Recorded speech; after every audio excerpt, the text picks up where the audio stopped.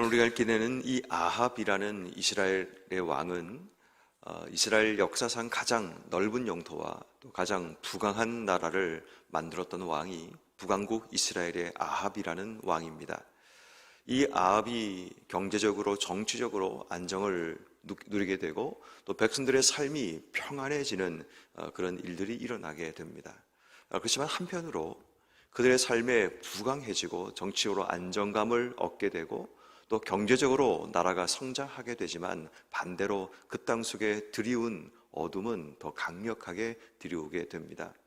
영적으로는 어떤 의미에서 가장 어두운 때, 그때가 바로 이 아합이 통치하던 시대라는 것을 보게 됩니다. 왜 아합이 그렇다면 그렇게 나라를 부강하게 만들 수 있었는가, 그 이유를 찾아보면 우리가 흔히 아는 것처럼 이세벨이라는 자신의 아내 때문입니다. 그 당시 시돈이라는 나라가 접하고 있는 여러 가지 많은 인프라, 그리고 그들이 가지고 있는 수많은 자원들을 이제 이 북왕국 이스라엘이 흡수하면서 굉장히 나라가 부강해지고 힘을 얻게 된 겁니다. 그리고 이 북왕국 이스라엘의 아합 왕은 이 시돈의 이세벨이라는 여자를 자신의 아내로 삼게 되면서 막강한 지원군을 얻게 된 거죠. 그렇지만 그로 인해서 또 다른 부작용이 발생하게 되는데, 그것이 바로 이세벨이 들어올 때 이세벨이 섬기고 있었던 수많은 각종 우상들이 함께 그 땅 속에 들어오게 됩니다. 그리고 이세벨을 의지하고 아마도 사랑했겠죠. 그 결과로 이 아합 왕도 하나님이 아닌, 그리고 이 바알과 아세라를 섬기는 그런 일들이 일어나게 됩니다. 결국 우리 인생 가운데도 부강함이라는, 넉넉함이라는, 풍성함이라는 그 길이 우리 삶 속에 있을 수 있고, 또 하나님이라는 그런 길이 우리의 삶 속에 있을 수 있는데, 어떤 의미에서 아합은 자신의 인생의 부강함과 풍성함을 선택한 사람이라고 볼 수가 있습니다. 그 결과로 이 아합의 인생 가운데 중요한 세 가지를 그의 삶 속에 놓치게 되죠. 첫 번째는 자신이 걸어가야 될 길을 잃어버리게 됩니다. 오늘 성경 말씀에 보면 31절 말씀에 보면 느밧의 아들 여로보암의 죄를 따라 행하는 것이라고 기록하고 있습니다. 다시 말해 그의 삶이 다윗의 길이 있고 여로보암의 길이 있는데, 하나님께서 원하시는 길은 모든 이스라엘의 왕들이 다윗의 길을 걸어가기 원했지만 이 아합은 전에 있던 왕들과 동일하게 여로보암의 길을 걸어가게 됩니다. 여로보암의 길은 옳은 길이 아닙니다. 잘못된 길입니다. 그렇지만 북왕국 이스라엘의 수많은 왕들을 보면 모두가 다 여로보암의 길을 걸어가게 됩니다. 잘못된 줄을 알면서 걸어가는지, 그 길이 잘못된 줄을 알지 못해서 걸어가는지는 정확하게 모르겠습니다. 그렇지만 우리의 삶도 돌아보면 잘못된 줄을 알면서도 그 길을 걷는 사람들이 있고, 때로는 잘못된 줄 몰라서 무지해서 그 길을 걷는 사람들이 있습니다. 예전에 제가 오래전에 목회를 할 때 신천지에 넘어갔던 한 권사님을 제가 만나게 되었습니다. 저희 교회에서 너무 열심히 교회 생활을 잘하던 분이었는데 식당을 하시면서 이제 어떻게 신천지와 접촉이 일어나게 됩니다. 그 결과로 이분이 이제 신천지에 넘어가시는 일들이 일어났죠. 처음에는 잘 몰랐는데 나중에 교회 생활 자체가 점점 뜸해지기 시작하고, 또 주일날 교회는 오셔서 예배는 드리는데 그분이 말씀을 대하는 자세나 또 행동들을 보면 이전과 뭔가 달라졌다라는 생각이 들게 되었습니다. 그리고 나중에 이제 그분이 직접 이제 그 얘기를 하셨습니다. 이제 신천지에 자신이 이제 가게 되었다라고 얘기를 하십니다. 그리고 이제 신천지에서 말씀을 드리면서 왜 거기 계십니까? 거기가 틀렸고 잘못됐다는 이야기를 했습니다. 근데 그분이 뭐라고 얘기하는가 하면 저도 신천지가 잘못된 줄 아는데 잘못된 줄 알면서도 그곳을 나올 수가 없습니다 라고 얘기를 하시는 겁니다.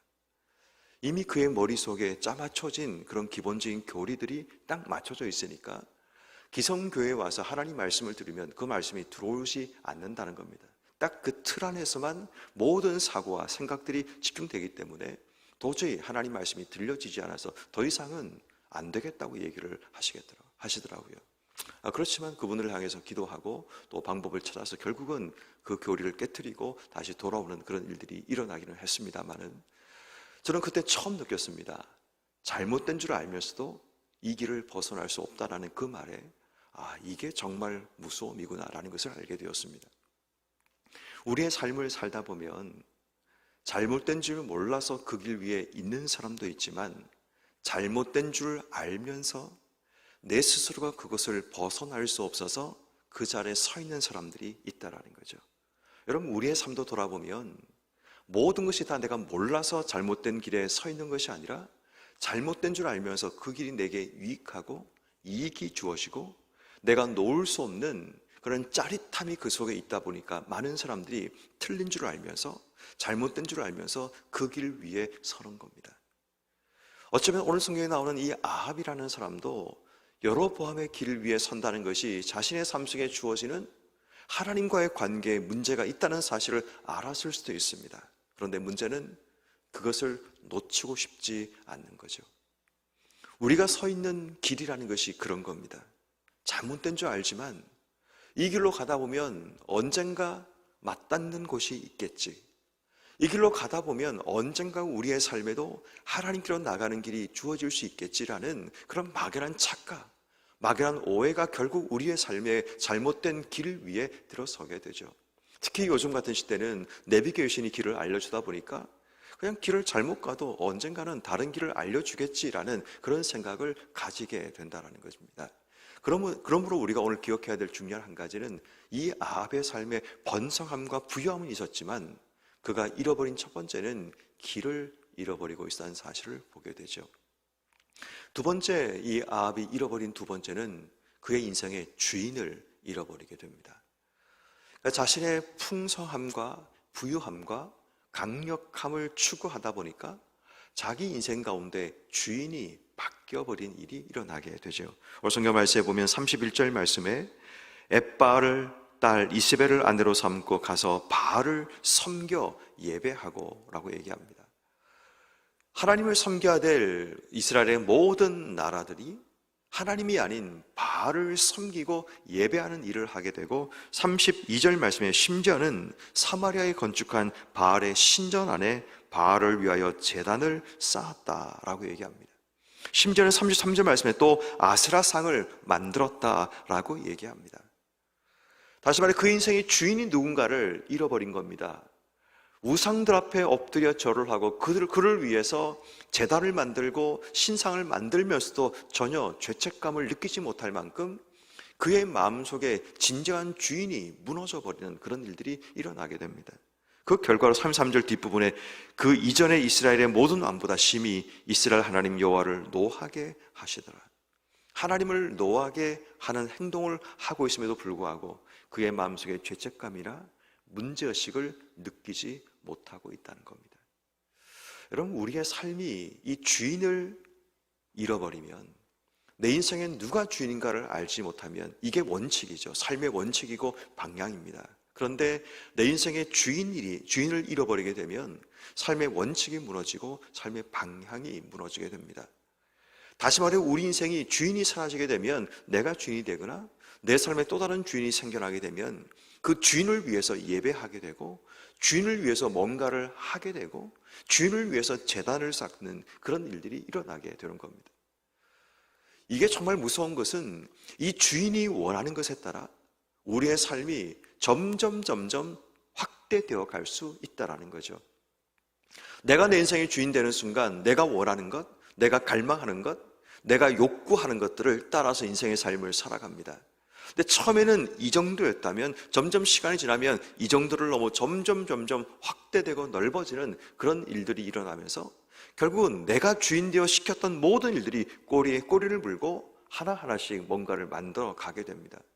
그렇게 우리의 삶이 내가 주인 된 삶의 강력한 바운더리가 점점 넓어지고 성벽처럼 쌓아가게 되면 나중에는 내가 주인인지 하나님이 주인인지 무엇이 주인인가를 혼란을 일으키게 되고 결국은 우리의 삶이 마치 내가 주인 되어 인생의 삶을 살지만 하나님이 주인인 것처럼 착각하며 인생의 삶을 살 때도 있다는 거죠. 아합이라는 사람이 왜 하나님 몰랐겠습니까? 이스라엘 백성들의 모든 사람들마다 하나님에 대한 두려움을 가지고 있지만 시간이 점점 지나면서 그들 마음속에 주인이 사라지는 순간 하나님에 대한 의식도 지워지게 되고 그들이 하는 일이 하나님을 노엽게 하는 일임에도 불구하고 그들의 삶은 하나님이라는 존재가 사라지고 마는 겁니다.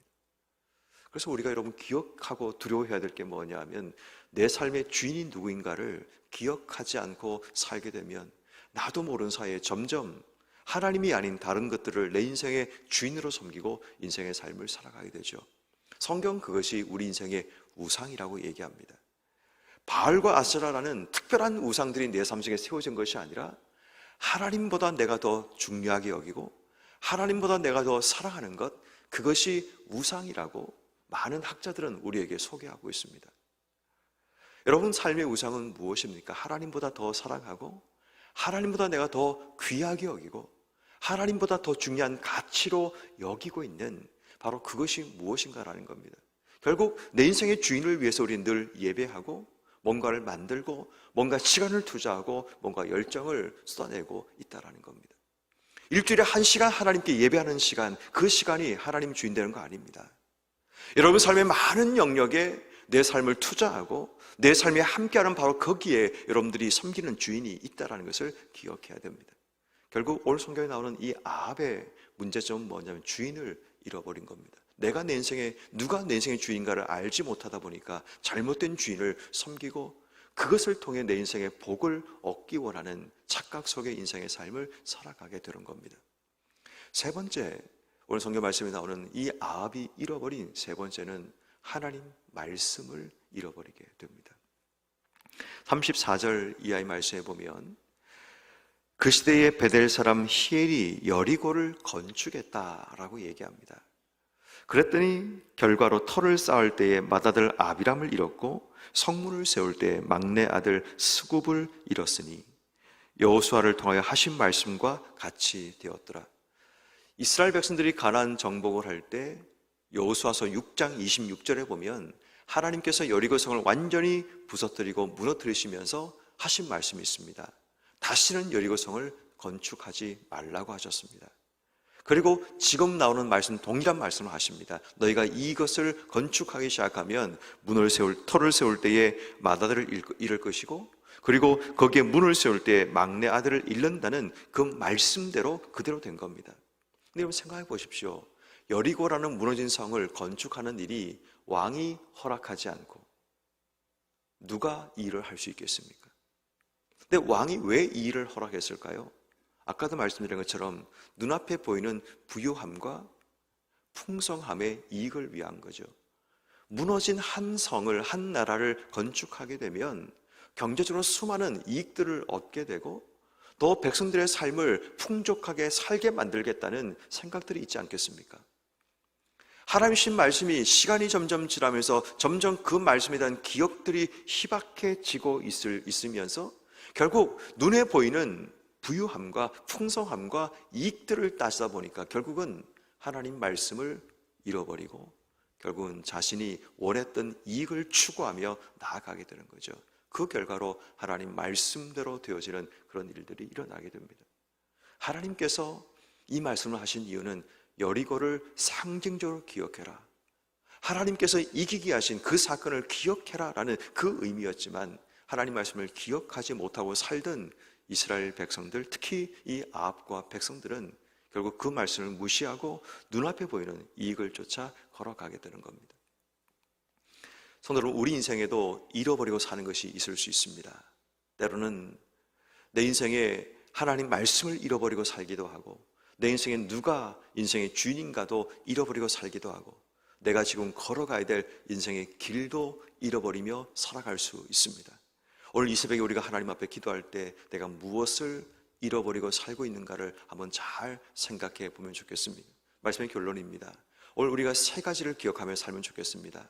혹시 내 삶에 사소한 것과 무거운 것을, 가벼운 것과 무거운 것을 우리가 잘 구별하고 살고 있는가를 한번 생각해 봐야 합니다. 오늘 성경 말씀에 보면 31절 말씀에 여로보암의 죄를 따라 행하는 것을 가볍게 여겼다라고 얘기합니다. 가볍게 여기지 말아야 될 부분, 죄를 가볍게 여깁니다. 죄를 가볍게 여기며 살다 보니까 33절 말씀에 심히 여호와 하나님을 노하게 만드는 무거운 진노 앞에 서게 됩니다.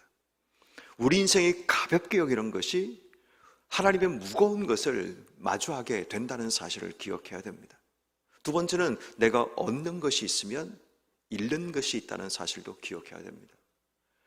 풍성함과 부유함과 강함을 얻었는데 내가 잃은 것은 여호와 하나님을 잃었다는 겁니다. 이 땅 속에 사는 우리의 삶이 얻은 것이 분명히 있는데 그 얻은 것이 내가 잃는 것보다 더 귀하냐, 더 가치 있냐, 더 크냐를 따져봐야 됩니다. 이걸 가성비라고 그러잖아요. 영적인 가성비를 따져봐야 됩니다.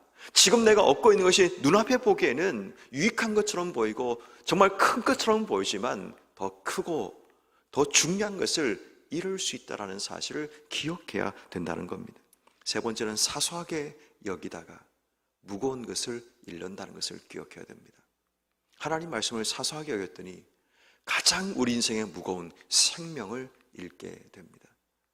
그럼 여러분, 우리가 이 세 가지의 이야기들을 기억하면 좋겠습니다. 내가 사소하게 여기다 보면 정말 우리 인생 가운데 정말 무거운 것을, 또 중요한 것을 잃어버리게 되고, 내가 얻는 것이 있으면 잃는 것이 있다는 사실을 기억해야 되고, 가볍게 여기다 보면 정말 무거운 하나님의 심판 앞에 마주하게 된다는 사실을 기억할 수 있다면 올 하루 우리가 어떻게 살아야 되는지 하나님께 기도하면서, 하나님, 내 인생이 정말 하나님 앞에 하나님의 무거운 심판을 두려워하며 살 수 있는, 지금 눈앞에 얻어지는 그것보다 내가 잃는 것이 뭔가를 볼 수 있는, 그리고 사소하게 여기는 하나님 말씀들 때문에 내 삶의 가장 무거운 것을 이룰 수 있다는 사실을 기억하면서 오늘도 하나님의 뜻 앞에 순종하고 주님 말씀하신 말씀 앞에 겸손하게 설 수 있는 여러분 한 분 한 분 되기를 주의 이름으로 축원합니다.